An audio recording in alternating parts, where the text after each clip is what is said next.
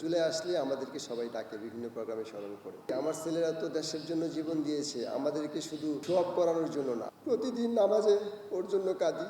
আলোর পথযাত্রা অনুষ্ঠানে আমি এখানে আসতে পেরে একদিকে আনন্দিত, আরেকদিকে আমার জন্য কষ্টেরও। কারণ আজকে ফারহানের দ্বিতীয় মৃত্যুবার্ষিকী। আমি আজকে এক সপ্তাহ যাবৎ প্রায় অসুস্থ, জ্বর সর্দিতে ভুগতেছি। তারপরেও প্রিন্সিপাল স্যার যখন আমাকে ইনভাইট করেছে, ওর প্রাণের কলেজ, ছোটোবেলা থেকে একদম ক্লাস 3 থেকে সে এখানে কুদরতি খুদা হলের আবাসিক স্টুডেন্ট হিসাবে সে এখানে ভর্তি হয়। তো আমি এই কলেজে কি না আসতে পারি? আজকে আমার আরও 3টা প্রোগ্রাম ছিল, আমি কোথাও যেতে পারতেছি না। জুলাই আসলে আমাদেরকে সবাই ডাকে বিভিন্ন প্রোগ্রামে স্মরণ করে। তো আমি মনে করি আমার ছেলেরা তো দেশের জন্য জীবন দিয়েছে, আমাদেরকে শুধু শো অফ করানোর জন্য না। আমরা এই শো অফে আমরা অভ্যস্ত হতে চাই না। ফারহান আমার একমাত্র ছেলে ছিল। আমার অনেক সুন্দর সুখের একটা সংসার ছিল। আল্লাহ পাক আমাকে কোনো অংশে কোনো দিক থেকে ঘাটতি রাখেনি। আমার একটা ছেলে একটা মেয়ে আছে। আমি এখনও কেউ জিজ্ঞেস করলে আমি বলি এক ছেলে এক মেয়ে। আমি মেনে নিতে পারি না যে আমার ফারহান নেই।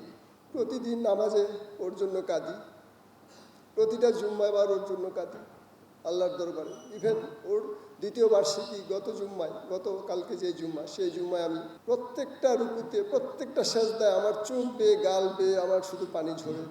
আমি নিজেকে সংযম করতে পারিনি। আজকে ফজরের সময় আমি ওর জন্য কেঁদে কেঁদে আমি হয়রান হয়ে গেছি। তবে আমি আজকে কাঁদবো না, কারণ আমি যদি কেঁদে ফেলি, আমি কিছু কথা বলতে চাই আজকে, আমি সেই কথাগুলো বলতে পারবো না।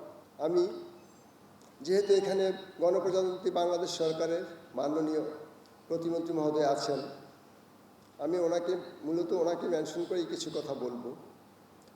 ফারহান কে ছিল? ফারহানের পরিচয় ওর শ্রেণী শিক্ষককে একটু আগে দিয়ে গিয়েছে।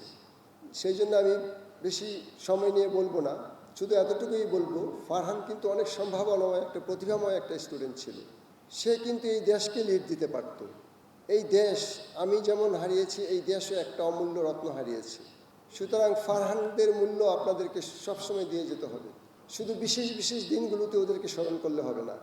আজকে দেখেন 2024-এর 1 জুলাই থেকে যখন কোটা বিরোধী আন্দোলন চলতেছিল সমগ্র দেশে, তখন ফারহান কিন্তু ঢাকা রেসিডেন্সিয়াল মডেল কলেজের একাদশ বিজ্ঞান বিভাগের অত্যন্ত মেধাবী ছাত্র ছিল, এবং তার কিন্তু কোটা সংস্কার আন্দোলন বা কোটার সংস্কারের কোনো প্রয়োজন ছিল না। কারণ সে গভর্নমেন্ট জব করবে না, তার ইচ্ছেই ছিল না গভর্নমেন্ট জব করার। তার ইচ্ছে ছিল সে ইন্টারমিডিয়েট কমপ্লিট করে উচ্চশিক্ষার জন্য সে হায়ার এডুকেশনের জন্য ইউকেতে চলে যাবে এবং উচ্চশিক্ষায় শিক্ষিত হয়ে সে গবেষণায় লিপ্ত হবে, গবেষণামূলক এমন কাজ করবে যে দেশের জন্য সে কিছু করবে। অথচ সে দেশের জন্য এত অল্প বয়সে যে তার সর্বস্বই দিয়ে দিবে, এটা আমরা কোনোদিন কল্পনাও করতে পারিনি। 18 জুলাই 2024 সারা দেশে সেই দিন কোটা আন্দোলনের সাথে স্কুল, কলেজ, প্রাইভেট ইউনিভার্সিটি যখন সকাল থেকে আন্দোলনে লিপ্ত হয়, তখন যত বেলা বাড়তে থাকে আন্দোলনের তীব্রতা বাড়তে থাকে।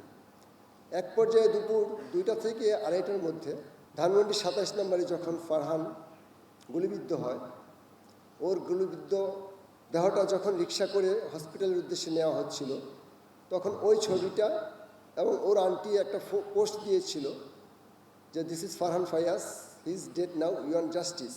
ওই 2টা ছবি মুহূর্তের মধ্যে এত বেশি শেয়ার হয় যে তৎকালীন ফ্যাসিস্ট সরকার ওই সময় ইন্টারনেট বন্ধ করে দিতে বাধ্য হয় এবং ইন্টারনেট বন্ধ করে দিয়ে গণহত্যা চালায়।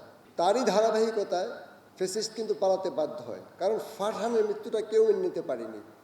ফারহানের মৃত্যুর কারণেই কিন্তু জুলাই আন্দোলনটা বেগবান হয় এবং আন্দোলনের স্ফুলিঙ্গ চতুর্দিকে ছড়িয়ে পড়ে। আমি আরেকটু আপনার সাথে এই প্রসঙ্গে আমি আরেকটু অ্যাড করতে চাই। আমি যখন বিভিন্ন প্রাইভেট ইউনিভার্সিটির কোনো প্রোগ্রামে যাই, তখন প্রত্যেকেই কিন্তু এই জিনিসটা আমাকে বলে যে আমরা ফারহানের মৃত্যুটা মেনে নিতে পারি নাই, যার জন্যই আমরা আন্দোলনে সামিল হয়েছি। তারই ধারাবাহিকতায় আজকে আমরা যে নতুন বাংলাদেশ পেলাম বা নতুন বাংলাদেশ আমরা বলি, আসলে কি আমরা নতুন বাংলাদেশ পেয়েছি? পাইনি। সব কিছুতে একই আছে। হ্যাঁ, তবে পেয়েছি, একদম কিছু পাইনি তা না। 5ই আগস্ট ফ্যাসিস্ট পালাতে বাধ্য হয়েছে, আর তার বিনিময়ে আমরা নতুন একটা পার্লামেন্ট পেয়েছি, নতুন একটা গভর্নমেন্ট পেয়েছি, নতুন বিরোধী দল পেয়েছি। আজকে যারা রাজনীতি করেন, রাজনীতিবিদেরা শহীদ পরিবারদেরকে নিয়ে বিভিন্ন প্রোগ্রামে ডাকেন, আমরা যেতে বাধ্য হই। তখন আপনারা আমাদেরকে কেউ বলেন বিরোধীদের, কেউ বলেন সরকারের। এটা আমাদের বেশি কষ্ট দেয়। কারণ একটা দেশে যখন যুদ্ধ হয় বা কোনো অভ্যুত্থান ঘটে, তখন কিন্তু যুদ্ধে শহীদ এবং আহত যারা হয় তারা কিন্তু দেশের সম্পদ হয়ে যায়, তারা কিন্তু ব্যক্তি বলে কিছু থাকে না। তো শহীদ পরিবারের সদস্য হিসাবে আমরা তো মনে করি যে আপনারা আমাদেরকে জাতীয় সম্পদ বা দেশের সম্পদ মনে করবেন। আমরা তো কোনো সরকারি দলের বা বিরোধী দলের না। সুতরাং এই বিভাজনটা যেন না হয়, কাইন্ডলি এই জিনিসগুলো মাননীয় প্রতিমন্ত্রী মহোদয়ের কাছে আমি দৃষ্টি আকর্ষণ করতেছি। আর আরেকটা জিনিস বলবো, ফারহান কিন্তু রেসিডেন্সিয়াল মডেল কলেজের, এটা নিশ্চয়ই মাননীয় প্রধানমন্ত্রী মহোদয় জানেন। আমি যতটুকু জানি যে উনিও এই কলেজের প্রাক্তন স্টুডেন্ট। তো আজকে দেখেন যে তাদের ত্যাগের বিনিময়ে আজকে নতুন পার্লামেন্ট, নতুন গভর্নমেন্ট, অথচ আমরা কি হালে আছি, কোন অবস্থায় আছি, আমরা কোন ট্রমাতে আছি, কত থ্রেটের মধ্যে আছি। মাননীয় প্রধানমন্ত্রী মহোদয় নিজে বা ওনার পক্ষ থেকে কিন্তু কেউ আমাদের কাছে এখনো কোনো খবর নেননি। এই জিনিসটা আমাদের একটু কষ্ট দেয়। আশা করি আজকে আমার এই বক্তব্যটা আপনাদের মাধ্যমে পৌঁছাবে মাননীয় প্রধানমন্ত্রীর কাছে। আর আরেকটা ছোট্ট কথা বলবো, আমি ফারহান ফায়েজের নামে একটা ফাউন্ডেশন করেছি, শহীদ ফারহান ফায়েজ ফাউন্ডেশন। এই ফাউন্ডেশনের মাধ্যমে আমি ইন্টারন্যাশনাল ভোকেশনাল ট্রেনিং ইনস্টিটিউট খুলতে চাচ্ছি। এটা প্রপোজড এবং আমি অলরেডি এটার জন্য একটা জমির প্রেয়ার করেছি রাজুকে। আমি জানি না পাবো কি না, তবে সরকারের সদিচ্ছা থাকলে অসম্ভব বলে কিছু নাই।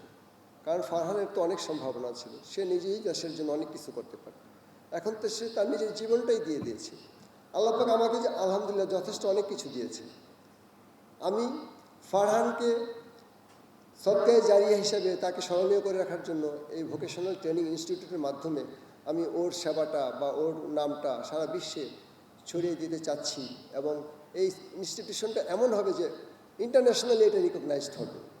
মাননীয় প্রতিমন্ত্রী মহোদয়ের কাছে আমি এই আবদারটা রাখতেছি। আর সর্বশেষ আমি মাননীয় principal sir plus residential model college কর্তৃপক্ষ সবাইকে আমি ধন্যবাদ জানাব যে এরকম সুন্দর একটা প্রোগ্রাম আয়োজন করার জন্য।